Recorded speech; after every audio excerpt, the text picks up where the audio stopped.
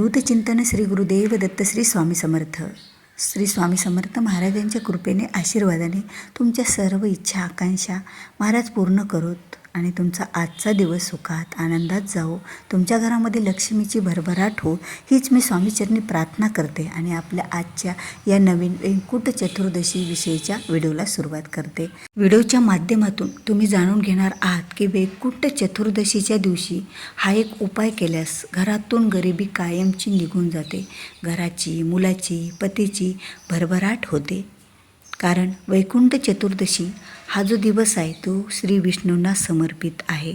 कारण 4 महिन्यासाठी श्री विष्णू हे चातुर्मासामध्ये योग निद्रेत असतात आणि देवउठणी एकादशीला ते योग निद्रेतून जागे होतात. आणि देवउठणी एकादशी ते कार्तिक पौर्णिमापर्यंत हे जे 5 दिवस आहेत ते श्री विष्णूंच्या पूजेसाठी, श्री विष्णूंच्या सेवेसाठी अत्यंत महत्त्वाचे आणि पुण्यदायी फलदायी मानले जातात. कारण ही वैकुंठ चतुर्दशी ही सुद्धा श्री विष्णूंनाच समर्पित आहे.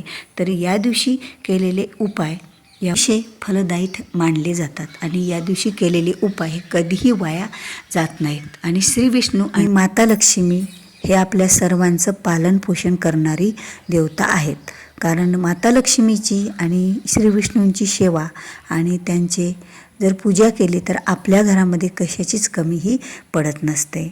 पण या वैकुंठ चतुर्दशी ही श्री विष्णूंना समर्पित असल्याकारणाने या दिवशी श्री विष्णूंच्या जवळचे आणि श्री विष्णूच्या संबंधितले हे जर काही उपाय केले तर या उपायाने सुद्धा आपल्या घरातून गरिबी ही कायमची निघून जात असते. आणि श्री विष्णूंना अतिशय प्रिय असणारी तुळस, त्याचबरोबर श्री विष्णूंना अतिशय प्रिय असणारे हे आवळा आणि श्री शंभू महादेव. म्हणून तर आज संध्याकाळी म्हणजे 12 वाजता वैकुंठ चतुर्दशीची जी पूजा केली जाते त्यामध्ये श्री विष्णू आणि श्री शंकर भगवान यांची हरिहर भेट ही होत असते. आता ही पूजा तर आपण रात्री 12 वाजता करणार आहोत. ज्यांना शक्य असेल ते करतात, ज्यांना शक्य नाही ते ही पूजा करतही नाहीत. काही हरकत नाही. तुम्ही ही पूजा जरी करत नसल्या तरीही हा एक जर उपाय तुम्ही केला तरीही आपल्या घरातून गरिबीही निघून जाते. 18 वर्षाचं दारिद्र्य असेल ते सुद्धा निघून जात असते. आणि ह्या 5 दिवसामध्ये आणि आज वैकुंठ चतुर्दशीच्या दिवशी जसं श्री विष्णूंच्या पूजेला महत्त्व आहे तेवढं तुळस मातेच्या पूजेला सुद्धा महत्त्व आहे. तसंच आवळ्याचं पूजन करण्याला सुद्धा विशेष असं महत्त्व आहे. यामुळे सौभाग्याची प्राप्ती होते आणि आपल्या घरामध्ये लक्ष्मीचा अखंड वास हा राहत असतो.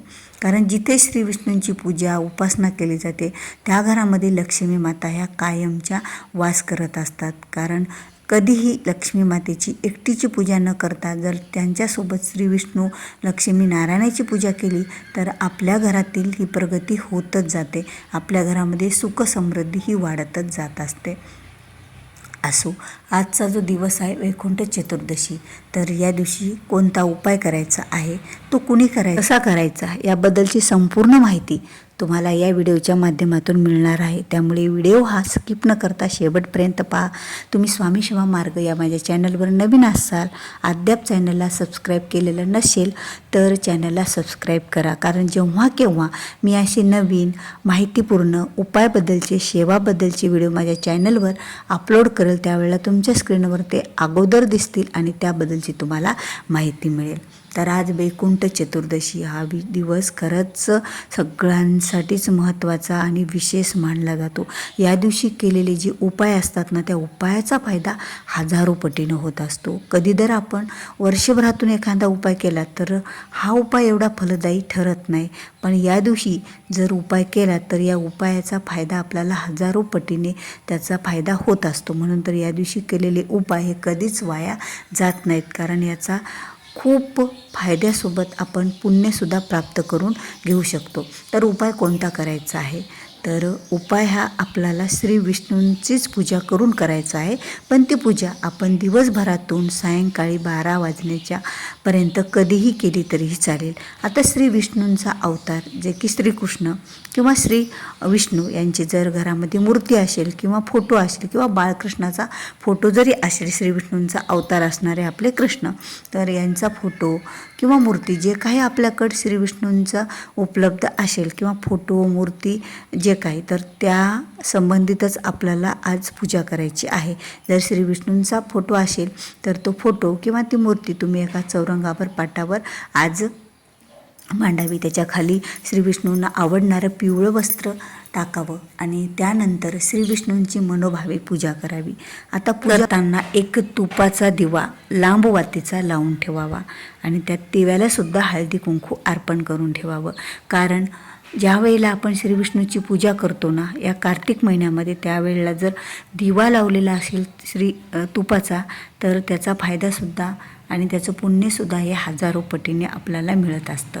तर पूजा म्हणजे आपण श्री विष्णूंची मूर्ती असेल तर त्याला स्नान घालावं, त्यांचा अभिषेक करावा. जर मूर्ती नसेल, फोटो असेल तर फक्त फोटो स्वच्छ करून घ्यावा, त्याला अष्टगंध लावावा, जो गंध असतो तो. नंतर अक्षदा अर्पण कराव्या आणि त्यानंतर हळदी कुंकू आणि एखादं पांढरं फूल अर्पण करावं, निळं फूल अर्पण करावं. पण चुकूनही श्री विष्णूंच्या मूर्तीला किंवा फोटोला लाल फूल अर्पण करायचं नसतं आणि ते या दिवशीसुद्धा आपल्याला करायचं नाही आहे.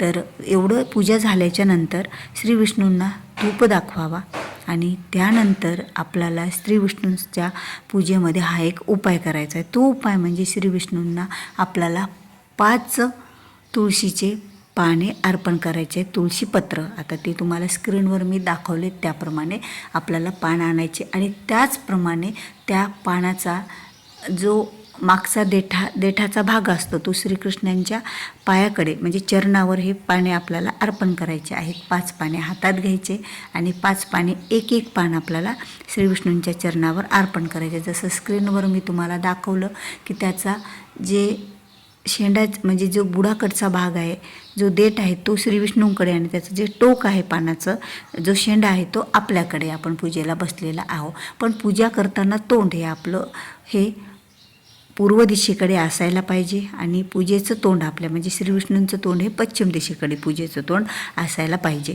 आता ही पूजा करताना धूप दीप्त लावलेलंच असतं आणि हे 5 पाने आपल्याला श्री विष्णूंना अर्पण करायचे आहेत आणि त्यानंतर जो दिवा लावलेला आहे तो दिवा श्री विष्णूंच्या बाजूला म्हणजे उजव्या हाताला ठेवायचा आणि अगरबत्ती, धूप जे काही आपण लावत असतो ते डाव्या साईडला ठेवायचं असतं. आता हे सर्व पूजा झाल्याच्या नंतर तुम्हाला म्हणजे श्री विष्णूंना तुळशीपत्र अर्पण केल्याच्यानंतर, फुले अर्पण केल्याच्यानंतर एक नैवेद्य म्हणजे धूप आणि दीप दाखवावा. जो दिवा लावलेला आहे तो दिवा वळवून घ्यावा आणि जी काय अगरबत्ती लावलेली आहे ती अगरबत्ती वळवून घ्यावी आणि त्यानंतर एखादा खडे साखर, पेढे जे काही गोड पदार्थ असेल त्या पदार्थांचा नैवेद्य श्री विष्णू दाखवून घ्या आणि त्यानंतर आपण ओम नमो भगवते वासुदेवाय या मंत्राचा 108 वेळा जप करायचा आणि हा जप होईपर्यंत जो तुम्ही तुपाचा दिवा लावलेला आहे तो दिवा आपल्याला तसा तेवत ठेवायचा आहे. म्हणजे त्याला शांत होऊ द्यायचं नाही. त्याच्यातलं तूप संपलं असेल तर टाकायचं आणि तो दिवा आपल्याला चालू ठेवायचा. ही 108 वेळा ओम नमो भगवते वासुदेवाय हा मंत्राचा जप होईपर्यंत आणि त्यानंतर श्री विष्णूंना आपण प्रार्थना करायची की माझ्या घरातून जी काही गरिबी, दरिद्रता, 18 वर्षाचं जे काही दरिद्रता असेल आपल्या घरात ती संपूर्ण निघून जाऊ द्या. आमच्या घराची, माझ्या मुलाची, माझ्या पतीची, आमच्या सर्वांची भरभराट होऊ द्या. आता हा जो उपाय आहे ना घरातील कोणतीही व्यक्ती करू शकतो. एका जरी व्यक्तीने केलं तरी आपल्या घरातील सर्वांना त्याचा फायदा होतो. मग घरातली महिलांनी जर केला तर चालेल, महिलांना अडचण असेल तर पुरुषांनी, घरातल्या मुलींनी केला तरीही चालेल. तर यामुळे आपल्या सर्वांचीच घराची प्रगती, सोबत मुलांची, पतीची, घराची, व्यवसायाची, सर्वच गोष्टीची प्रगती ही होत असते. ही प्रार्थना श्री विष्णूंना अशा प्रकारे करायची. तुमच्या ज्या काही अडचणी असतील, ते अडथळे काही असतील तर ते श्री विष्णूंना सांगायचं डोळे मिटून आणि त्यांना प्रार्थना करायची की माझ्या घरातून गरिबी, दरिद्रता ही कायमची जाऊ द्या. आता ही श्री विष्णूंची पूजा केल्याच्यानंतर माता लक्ष्मीसुद्धा संतुष्ट होतात आणि आपल्या घरामध्ये त्या कायम वास करतात. आणि जिथे माता लक्ष्मीचा निवास असतो, जिथे श्री विष्णूंची पूजा असते, माता लक्ष्मींचा वास असतो, त्या घरामध्ये माता लक्ष्मी ह्या कायम स्वरूपात टिकतात आणि त्या घरातील गरिबी आणि 18 वर्षाचं जरी दारिद्र्य असेल तर निघून जायला वेळ लागत नाही.